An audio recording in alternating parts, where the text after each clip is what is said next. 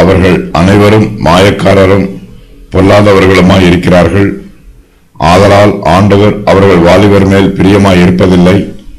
அவர்களில் இருக்கிற திக்கற்ற பிள்ளைகள் மேலும் விதவைகள் மேலும் இறங்குவதும் இல்லை. அவர்கள் அனைவரும் மாயக்காரரும் பொல்லாதவர்களுமாய் இருக்கிறார்கள். எல்லா வாயும் ஆகாமியம் பேசும். இவை எல்லாவற்றிலும் அவருடைய கோபம் ஆறாமல் இன்னும் அவருடைய கை நீட்டினபடியே இருக்கிறது.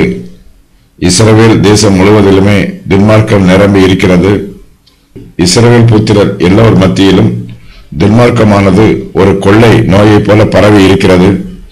அவர்கள் அனைவரும் மாயக்காரராயும் பொல்லாதவர்களாயும் இருக்கிறார்கள். அவர்கள் தேவனுக்கு விரோதமாகவும் தூஷண வார்த்தைகளை பேசுகிறார்கள். மனுஷருக்கு விரோதமாகவும் பொல்லாதவைகளை பேசுகிறார்கள். பொல்லாத கிரியைகளை நடப்பிக்கிறார்கள். கர்த்தருக்கு பயப்படாதவர்கள் மனுஷரை மதிக்க மாட்டார்கள். கர்த்தர் மீது அன்பாயிராதவர்கள் மனுஷரிடத்திலும் அன்பாய் இருக்க மாட்டார்கள். இஸ்ரவேல் புத்திரர் எல்லோருமே பொல்லாதவர்களாயும் மாயக்காரராயும் இருப்பதினால் தேவனுடைய அழிவு அவர்கள் எல்லார் மேலும் வருகிறது. தேவனுடைய கோபத்திற்கு யாரும் தப்பிப்பதில்லை. ஆண்டவர் அவர்கள் வாலிபர் மேல் பிரியமாயிருப்பதில்லை. வாலிபர்கள் தங்களுடைய வாலிபத்தின் நாட்களில் பூ பூக்கிற காலத்தை போல் இருக்கிறார்கள். பூக்களை மென்மையாக கையாள வேண்டும். அவற்றின் அழகை பார்த்து ரசிக்க வேண்டும். பூக்கள் மீது பிரியமாயிருக்க வேண்டும். கர்த்தரோ அவர்கள் மீது பிரியமாயிருக்க மாட்டார் என்று ஏசாயா சொல்லுகிறார்.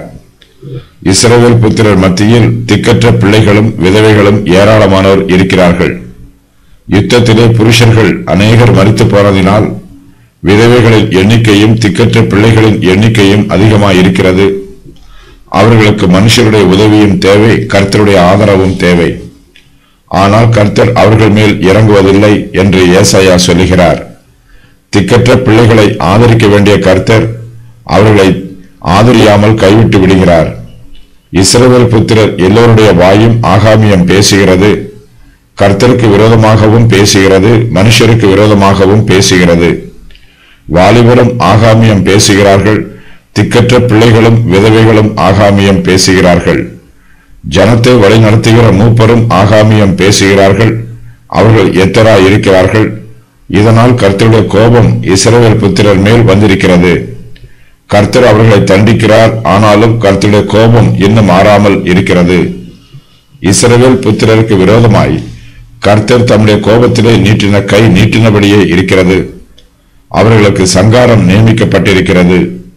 அவர்கள் பூரணமாய் சங்காரம் பண்ணப்படும் வரையிலும் கர்த்தருடைய கோபம் அவர்கள் மேல் பற்றி எரியும்.